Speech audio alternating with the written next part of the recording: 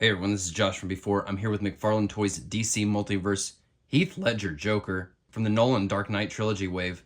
Us longtime fans of the DC Multiverse line were unsure if we'd ever see anything like this. They do live action figures when there's a current live action property to promote. We haven't seen them go back in time yet. This is pretty exciting.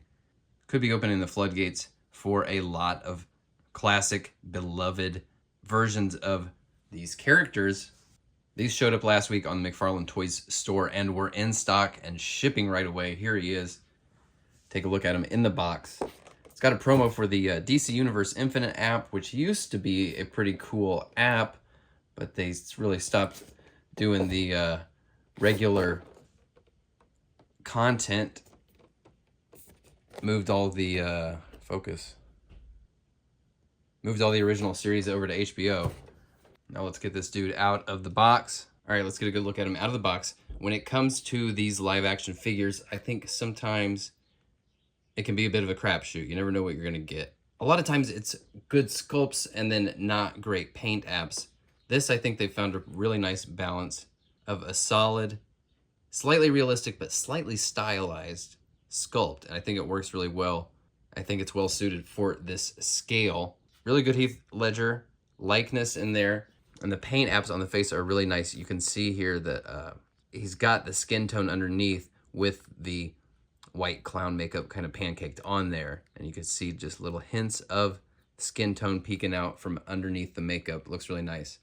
The hair the hair has a little bit of definition in there. Similarly, it seems like there's a, like a light brown hair color underneath the green dye that's kind of faded. Really nice details that, again, I think are kind of simplified, kind of stylized. I like that he's got these crispy kind of folds that kind of have a bit of a point. They feel a little bit heightened, a little bit exaggerated. I think it's well suited for this scale. Not a ton of paint below the neck. There's a wallet chain here. He's got his shoes that have a nice detail on them, but you could definitely go further if you wanted to, adding some paint to this guy. The movement is okay, really good up here in the head. The arms, he's wearing this big coat, so there's a little bit of this movement at the butterfly.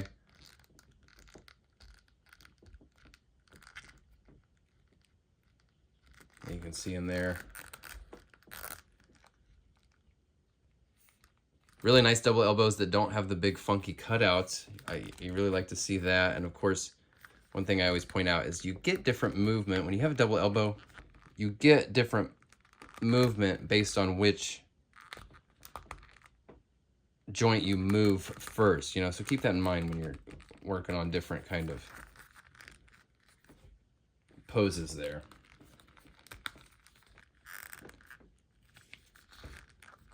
He's got this waist with a pretty wide range of motion, no diaphragm, and I do wish, I like it when they have these waists like this. I like it when they have that little clicky thing in there that kind of will hold that movement a little bit better, because obviously this guy can go really far, but he just wants to go. He won't hold that. He'll just drift back up. Side to side is much better, and of course it rotates there as well. The legs have a pretty good range, but they do kind of push out when you lift them. So a perfect sitting pose would be tricky.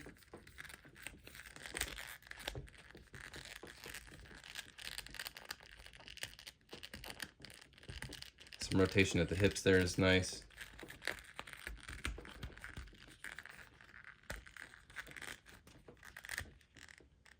Double knees aren't the most flattering when you look at them head on like that.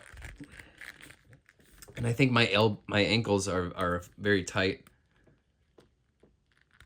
They should twist a little bit easier. They're feeling a little stiff. Might take some heat.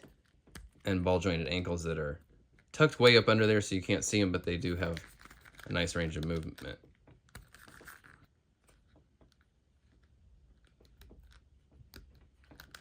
Now he's kind of light on accessories. He doesn't come with knives or lint, but he does have this stack of money base That I think is a pretty excellent prop here. The one thing I don't like is that it's got the peg built in there. It's kind of unnecessary, because you want to be able to put this not just on the floor, but maybe on a table or something in the gang hideout or what have you. Looks great. It's got a nice amount of paint on there to give those bills some definition. Is it worth not coming with any extra hands or accessories of that nature? In some ways, kind of, because, you know, when you have extra hands, you can't use every extra hand. This, you don't have to put this away, put it in a drawer. You can use it wherever you want. It's a pretty nifty base.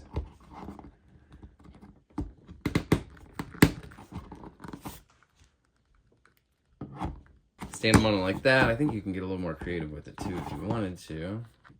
I don't know, we'll play with that. We'll get cute with that.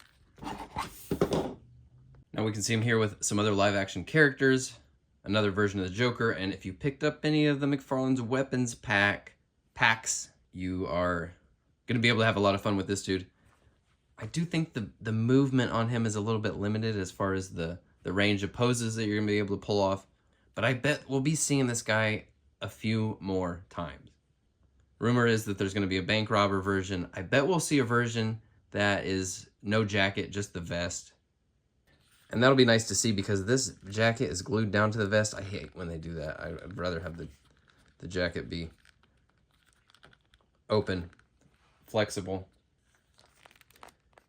You can see under there the vest just abruptly ends. It doesn't continue all the way around his body. But overall, this figure, he really has the looks. I think he, for the most part, really delivers what we all wanted out of Heath Ledger's Joker. This Nolan wave is going to be pretty fun, and I really hope it's the beginning of a new era of classic live-action figures. Bring on Batman Forever. I'd be here for that. All right, folks, stay tuned for more reviews from the Nolan Dark Knight Trilogy wave. I will talk to you all very soon. Thanks for watching. Bye.